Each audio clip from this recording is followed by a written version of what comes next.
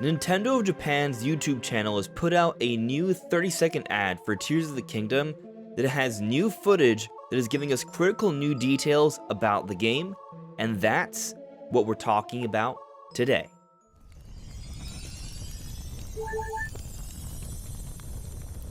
Hey, listen! Welcome everyone, this is Andre's Restart, and we're going to be doing a bit of an analysis and discussion on what the latest footage for Tears of the Kingdom could be suggesting about the game. But before we jump into things, let me point out that we are aiming to hit 25,000 subscribers by the time Tears of the Kingdom comes out on May 12th. We're getting close, so if you do enjoy my content, please subscribe and hit the notification bell, because then we might just make it. So within this 30 seconds of footage, there are scenes we've already seen, but there are also scenes that we're getting slightly different perspectives on, and some scenes that are entirely new.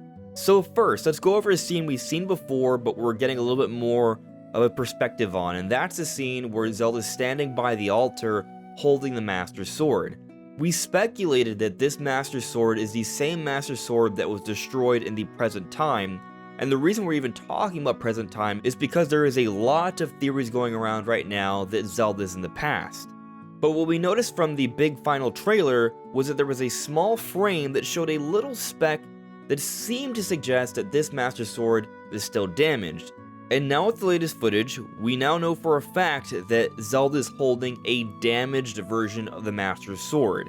Now some people are suggesting that this means that she's not going into the past, but part of the time traversal theory, or at least my theory that I talked about earlier this week, is that if Zelda has gone to the past, the reason why Zelda would have the Master Sword in the past is because she escaped to the past, and then Link, still having the Master Sword from the current time, used recall as we've seen from prior footage to perhaps send it back in time to communicate with Zelda, and maybe in the past, somehow, some way, she can restore the Master Sword. That's her role in this overall narrative, because eventually Link will need a restored Master Sword to beat Ganondorf. Of course, that's a theory. All we know for sure is that Zelda is holding the damaged Master Sword, but also we've seen footage where Link still seems to have the Master Sword early on, and it's also damaged.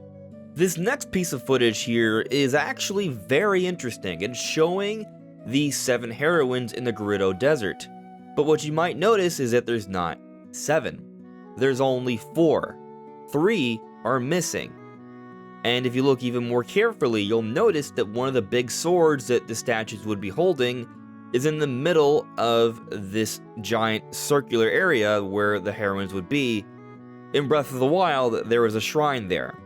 So what's going on with this? Does this tie to the 7 tiers? We know that the 7 heroines are another depiction of the 7 sages, and we've also talked about the 8th heroine maybe having something to do with an 8th sage or an 8th tier in this game. I haven't even touched on the point that this sword looks to be going into a big hole. Where does this hole even lead to? That's another consideration here. But going beyond the heroines, there's other elements of this scene that are peculiar. For example, the tower in the distance, it has a light upon it. This looks a little bit different than the towers we've seen throughout Tears of the Kingdom. Is it perhaps a more developed version of this tower, or is it different circumstances of this type of tower? Or maybe it's just a totally different kind of tower. We're not sure. Something else weird about this scene though, is that if you look into the background, you'll see a lot of dust clouds. The Gerudo region might be going through a big sandstorm, and maybe they're doing this to hide something in the background, or perhaps something else is going on that we still don't understand. We also get another look at Link riding that giant bird-shaped glider.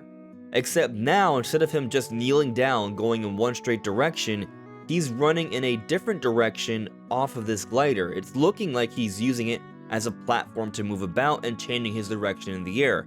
And what's interesting about this is that he's kind of abandoning this giant glider, which might support the theory that this glider is actually a part of an ability that can be summoned at will.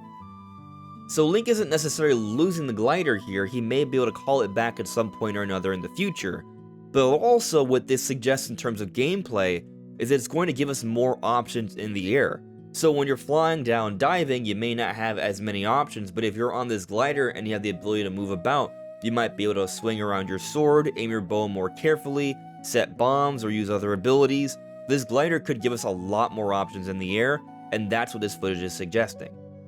The last little bit that I'm going to talk about here is Link riding a horse across the shoreline, but what's interesting about this is that we can see a little bit of a golden glow, and at the very last shot where they show off the Switch OLED, the Tears of the Kingdom version, we can see a better perspective of those golden lines on the shoreline, and what this appears to be is another one of those giant glyphs on the surface of Hyrule, something that looks kind of like the Nazca lines, except from what we can tell, they are glowing.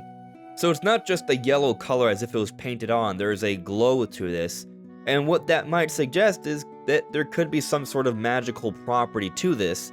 Now, my own personal speculation on what this might be, and it's not even something that I personally want, so maybe I'm wrong on this, we'll see, but I'm kind of thinking that these giant glyphs on the surface might have something to do with cutscenes, which actually could be pretty cool, but I say it with some hesitance because I personally don't want to see more flashbacks, and this might be Nintendo's way, or the Zelda team's way, of bringing back flashbacks, but in a more approachable way, because there was a lot of flashbacks to find throughout the world of Breath of the Wild, but some of them were hard to find, and as a result, not everyone got to experience the full story of Breath of the Wild, because not only would you miss those flashbacks if you couldn't find them, but by not finding them all, you wouldn't get the extended ending. So maybe they made it easier to find these cutscenes that are unlockable by venturing to these different points in the world by making them giant glyphs that can be seen from pretty much anywhere. Now, they could be flashbacks, but maybe they could also be current scenes that are tied to something else going on with the current narrative. We don't know yet, and again, this is just speculation. It may have nothing to do with a cutscene. We'll have to wait until we get more information on the game. And I know I said that was the last little bit, but this is actually future me coming in during editing, because before I even finish this video, even more new footage has surfaced. Now, this footage is coming in from Nintendo Japan's YouTube channel as well, but this is in various clips alongside other Nintendo games. And there's nothing super substantial here, but some interesting confirmations. We see confirmation that you can fuse spears with mushrooms, so now whatever sort of ability or application a mushroom might have, you can do it from a safer distance. We also see new footage of that new type of moblin, which is nice to see, and we also get a nice look at the hovercraft, but what you'll notice is there's no giant battery powering it. I think suggesting that the ability to take this hovercraft for further distances is going to have more to do with some type of ability that Link will be upgrading throughout the course of the game. And we also have confirmation here that we can use bokoblin horns as swords. But those are all my thoughts of this new footage for Tears of the Kingdom. What do you guys think? Did you spot anything else? Let me know in the comments below. This is Andre's Restart. Thank you so much for listening and watching, and I'll see you all really soon. Take care.